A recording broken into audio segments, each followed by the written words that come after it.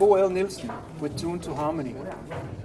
I'm here with Ingo Berman, the distinct and amazing builder of Feeltone instruments. And I want to hear all about the instruments. Welcome to the program. Thank you. And first of all, I really would like to know where's your background? How did you get started with instruments and creating and building these? What's your background? Yeah, well, I'm coming from Germany. I have a little company over there with 12 employees, and we build monochords and tongue drums and sound furniture and all kinds of intuitive instruments. And I came into that almost by accident. I was traveling in the States 30 years ago, and on a festival I ran into my first tongue drum, and I was amazed by that instrument because you can drum it and you can make melody out of it. And I really loved that. When I came back to Germany, I started trying to figure out how that instrument was built. And it took a while, but then I was able to produce it. And this went a while. And then I ran to almost doing similar things like the tongue drum, but it was a string instrument. It was a monochord, and I was already working on some string instruments. But when I heard this the first time, I was so amazed by the sound that I had to work on it and research how it's going to work. And then today, there's a lot of different string instruments in your store and your creation. What made the connection between the instrument and the body? You know, all of the instruments we hear. How did you bridge? How did that come to you that to put the instrument on the body and have a physical contact, so you're actually feeling the sound? How did that come? Yeah, as I told, I started off with a tongue drum, like the ones we have back here. Kind of small boxes, but they became bigger and bigger. And when they had a real large size, like the one we are sitting on right here,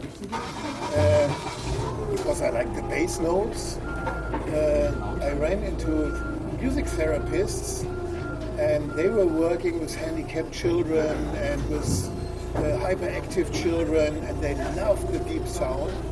And so they asked me to make the instrument that big that somebody can lay on, and also put some legs on the side of the instrument so I can turn it over and lay somebody on the instrument. And that was kind of the start of the idea of the name Feeltone, because all that was interesting about this instrument was that people can feel the sound, the bass sound of the instrument. And then I kept working on that, and I was doing the monochords on the other hand, and one day somebody said, why don't you combine these two instruments? And then I came into the sound wave, where I have the tongue drum and the monochord in one instrument, huge big instrument with strings and a curved surface.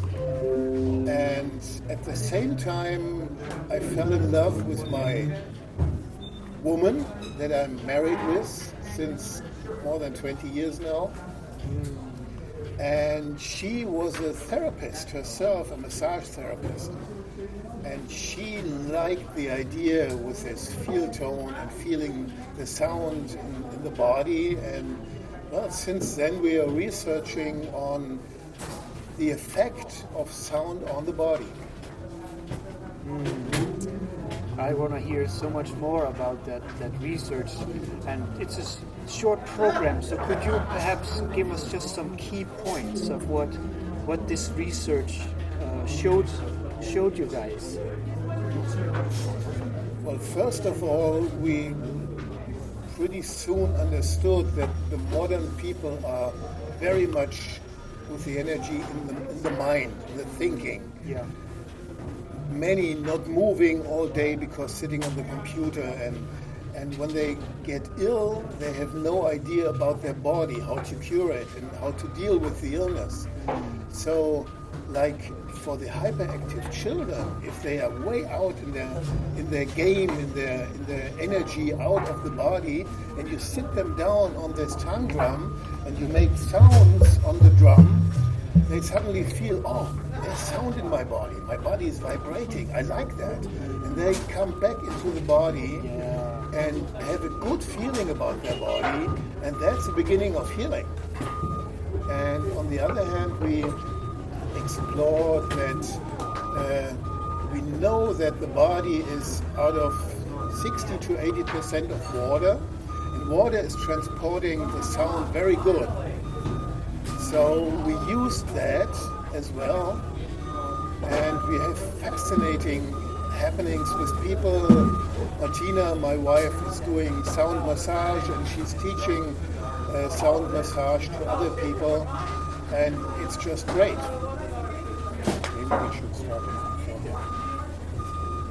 it. Just let it run. Yeah. Good. Yeah, put them over there.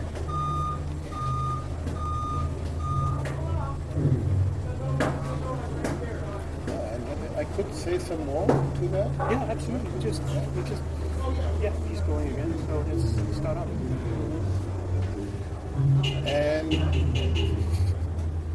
And what else we learned about the instrument called monochord is we have all these same strings.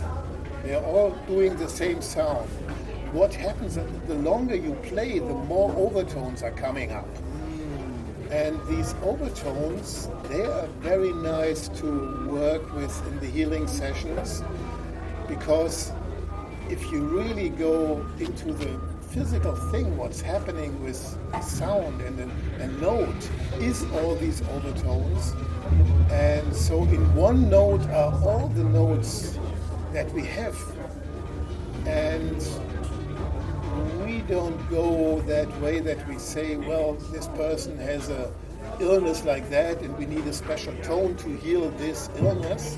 No, we believe in that the body is intelligent enough to get himself the notes that he's lacking, having a lack of, and leaving the other ones outside. So we trust in the intelligence of the body. And so if you lay down on a table or a bed and get a sound massage, you take the notes that you need, and it's happening by itself. We don't have to do anything to it. That is so beautiful. Have you ever come across anybody else that does what you do? It seems so unique. The monochord comes to me like an ancient thing that is all of a sudden, how can you say, part of it again. It's like it was there, it was gone, and now it's back again. Where did it go in all this time? Was it hidden? Was it forgotten? Do you have an idea of what happened over? It was Protagoras, right? Back in the days, that kind of discovered the progression of the notes and was the forefather of the monochord. Or did I get that wrong? Well, in fact, the forefathers of the monochords are rather in Mongolia, in China. They have the gucheng or guzheng. They have several instruments like that, but I don't know in the very beginning how it was. Like these instruments, they have already bridges under the strings, and they become harps. In fact, it's a very old instrument, the monochord, and at the same time, it's a very new one. Because I know that music is always used by shamans and in religious projects and ceremonies, whenever. There is not one tribe on the planet that doesn't have music. So it's much older than civilization even. Yeah. And Yeah, I think it's an instrument of our times because we have through internet and being able to record music, almost all the melodies are played that are possible. Yes. And this instrument that we have here now, when we make concerts on it, and we have 10 people in the audience listening to it, they hear 10 different melodies, but we play the same thing all the time. Yes. So every ear is doing its own or selecting its own melodies out of the instrument. Yeah. So it's so fascinating to have all the notes that are possible in one note. Yeah, because it's the person's energy field that is reacting to the sound, and depending on what the person has in their energy field, we'll see how it reacts to the sound and create a different experience. Does that sound right? Yeah, and it teaches us a lot on how to be in beauty on this planet, because it teaches us if I bring out this note, I will get the resonance back.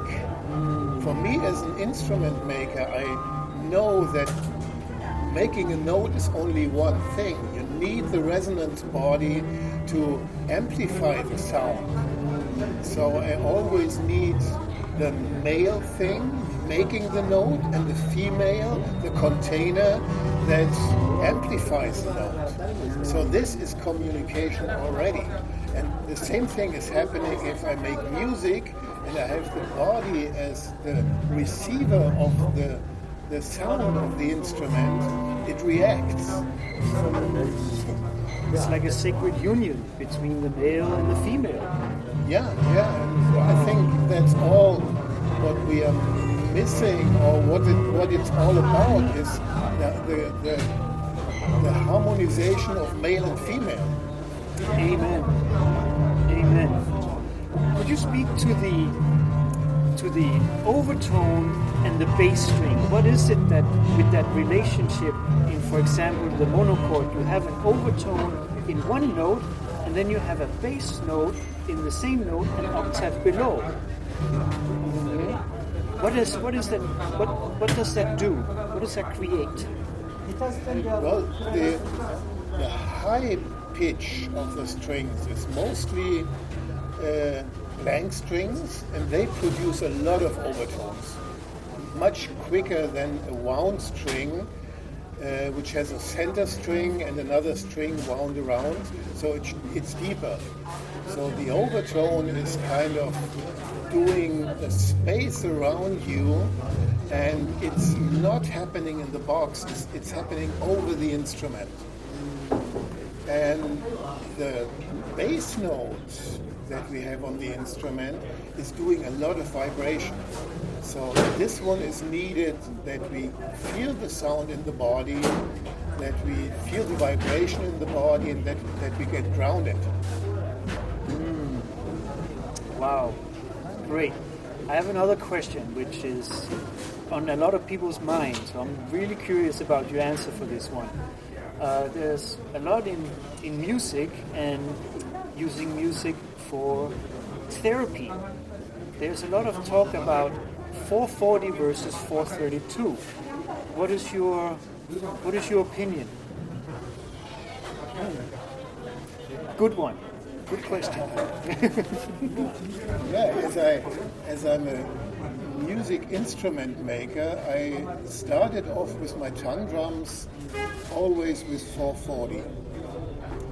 And this is because I want to play these instruments with other instruments. And most of the instruments are made in 440 Hz. And so I offer the possibility to tune these instruments in 432. With a string instrument, I have the choice. I have the choice to tune either in 440 or 432. So in the beginning, I was tuning these instruments in 440 Hz. And then my wife heard more often about the idea of 432. she said, oh, I have to research on that. I have to check out what is going on. And she started doing that because it's not about believing. We want to know what's going on. So she started to massage people with 432, and she found it much easier for her to get into resonance with the people. And there are many theories about why it is that way. We are not following that much any of these philosophies. We are interested in what is really working and what is not. So we always change the pitch of the monochord if we do concerts with other instruments because it's easier to communicate. But whenever Martina is going into sound massage, she's tuning the instruments down, which takes about half an hour, so it's not that easy. But she tunes them down into 432 because she found it's much easier, much softer.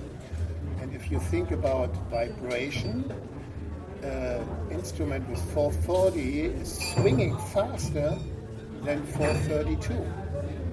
So, and we're working on bringing people down, relaxing them, making them more easy, and in a way, it's more getting the golden cut, or how do you call Golden ratio? the golden ratio? Okay. Yeah, the pi. It's fitting more to that. More natural. Yeah. And I'm, as a musician, as a music maker, I'm always looking for the golden ratio in the instruments. I'm working with numbers that fit into that thing because it's even the optic of an instrument is music for me. Yeah. You know? If it looks beautiful, it's something different than if it's just functional. Wow. So would that mean that the monochord is actually like a sacred proportion, that the way that it is designed? I'm always trying to hit that, and in a way it works out. Wow. It's like an ancient pyramid in an instrument. Yeah, kind of. Yeah. Wow. Like I have 21 notes on the monolini, and it's a sacred number. Yes. 21. I could have done 20, but I wanted to have 21. Wow. Aren't we learning? This is amazing. Thank you, Ingo. We are learning so much. Anything that you would like to add at this point that might be of interest to listeners that wish to know more about it? What is your website? Perhaps people can get a hold of you, can see your projects and products. And I know also there's training to learn to play these instruments. Yeah, we have already trained many people all around the planet, lots from Asia. We have been here in the United States to teach people how to play the instrument. Because the funny thing about the monochord is it's so simple. Modern people have to learn how to play simple. They always want to be difficult and do fascinating stuff. Yeah. But it's about getting simple. Just keep doing this sound carpet. That's kind of the secret about it. And what I'd like to share is, like this last fall, in October, we had an exchange meeting of many students that came to us. Yeah. And it was 15 people. And one evening we decided we play all together these most important 4 notes on the monochord. Which is we start with the deep D, then we have the F, we have the A, and we have the C. So usually F and C goes well together, and D and A go well together, but we decided to play it all together. It was amazing. It was, wow, there was such a room of sound, and I would love to have everybody experience that. It was, you can't really find words for that. You have to experience it. One question comes up here. Overtones and recordings. So we talk about overtones. If you want to make a recording, do you get overtones in the recording?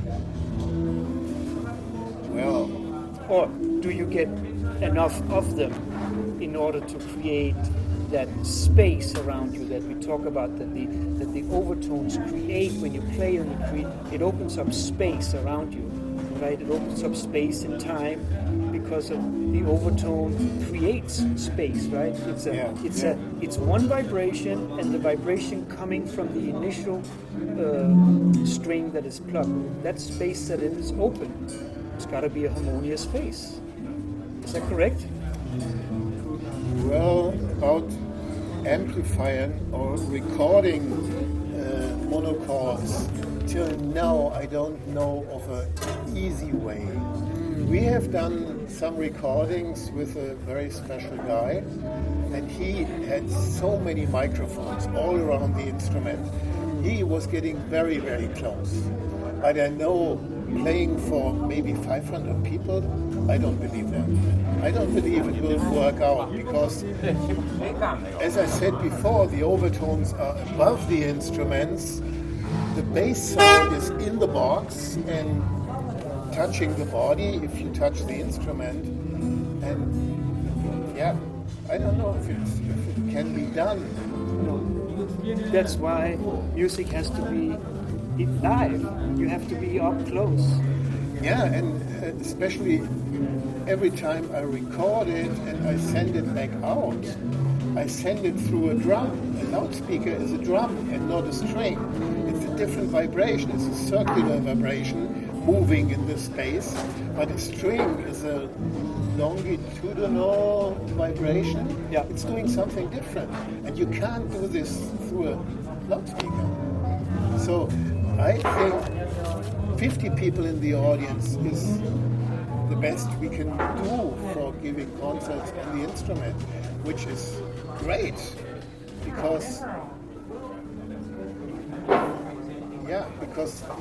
you can't do it in mass. It's like chocolate.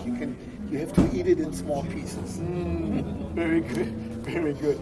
What is your website, Ingo, and how does people get to learn about these instruments? Yeah, the website is www.feeltone.com. So Feeltone, like feel the tone. The tone, Right. Yeah, and you can learn on this website also about the training of my wife Martina. And we show the instruments that we make ourselves. It's all my design.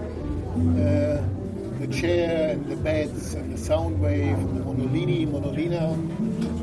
And we have many other instruments. And we have in production the tongue drums in the large size that we sit on, and the smaller size, the tinker tones. Yeah, and many more instruments, because I love instruments and I love to be in contact with other instrument makers. Wonderful. I would like here at the end to take a little tour with the camera. So I'm going to grab the camera, and perhaps we can you can give us a little tour within the instruments that we have up here. We didn't say that we are actually at the NAMM show in Los Angeles, and it's January of 2020, which is the biggest, most amazing musical industry convention in the world. Is that so? Yes. Wow. So that's where you will find us, and we will take a little tour with the instrument, and Ingo will share what it sounds like and how we play it. This is a monolina.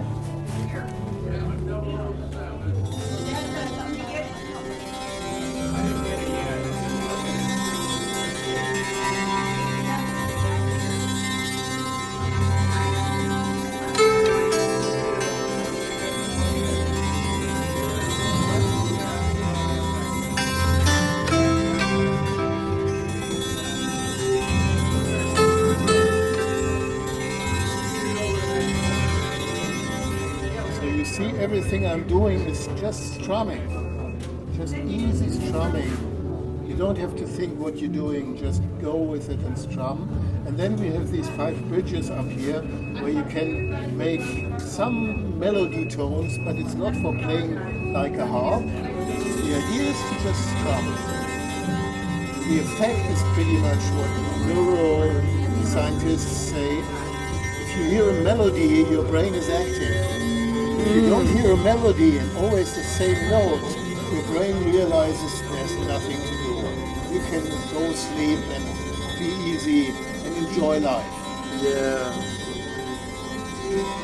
And this instrument is also built and designed to be placed on the body, is that correct? Yes, you can do that. It's not flat on the body. That's important for the resonance. And also the body is not flat. So it's good to have a curve like this. You can put it in the back. You can put it on the side, on the feet, in the neck. All put different positions to really get the sound right there in the point where you put the instrument. Oh, wonderful. All right. What else do we have? Well, if we go to this chair, Oh, wow. people can sit inside, and we have the strings on the back of the instrument. So we have the strings on the back of the instrument. And what is so nice about that, I can stand or even sit with a chair right next to it. The person sitting here is right next to my face, so I can, as a therapist, I can watch the person, what is happening, and if I watch the breathing of the person, I see the state of relaxation. And at the same time, I play the strings behind it. And it's a very modern design, so the idea was to bring this chair into the office, into the living room, and not only for handicapped people or for therapy, like everybody can enjoy that.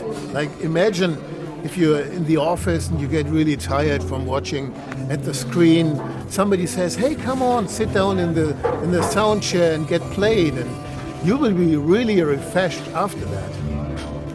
This one has strings on both sides. Like it's not very thick. Here we have strings and here we have strings.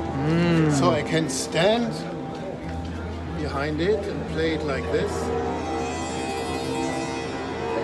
It's pretty deep.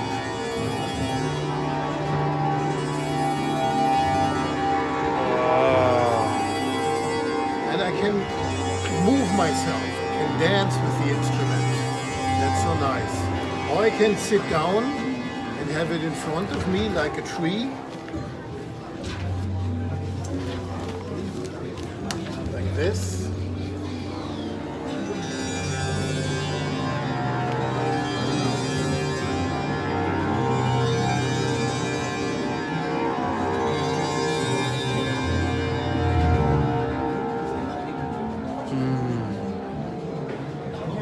Beautiful.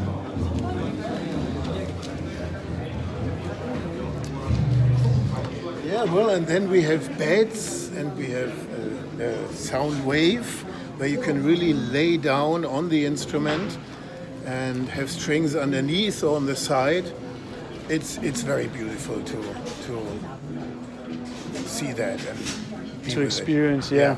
To Get a feel, massage. to feel the tone. Right. Wow, I have no more question. I am in awe about this this project, this amazing man here that has created all these instruments that is really providing so much healing.